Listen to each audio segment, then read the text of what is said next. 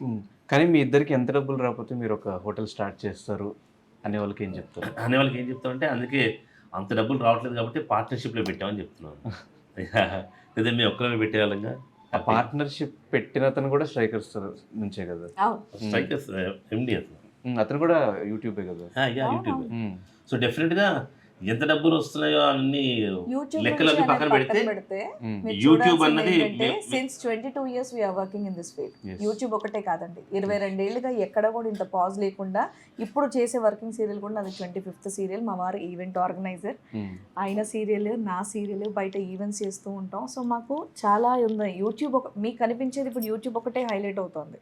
But మేము చేసే projects కూడా ఉన్నాయి. బట్ అదెవరు చూడట్ల. కానీ అందరూ పక్కన యూట్యూబ్ పెడితే ఒకటే టార్గెట్ చేస్తారు. డెఫినిట్‌గా మాకు కరోనా మీరెక్కువ తర్వాత యూట్యూబ్‌లో కనిపిస్తున్నారు కాబట్టి ఆబ్వియస్‌గా 100% యూట్యూబే కరోనా చూస్తారు. తర్వాత యూట్యూబ్‌కి స్పెషల్ థాంక్స్ చెప్పొచ్చు మేము. డెఫినిట్‌గా హ్మ్. యూట్యూబ్ పెట్టడం వల్ల we are so happy. So, audience అంత లవ్ ఇస్తారని చెప్పి నేను అనుకోలేదు.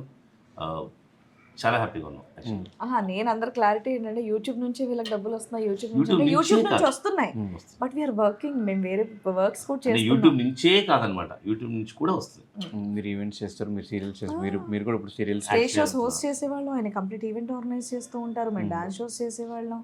హ్మ్. అవి చాలా ఉన్నాయి మా వర్క్స్. హ్మ్.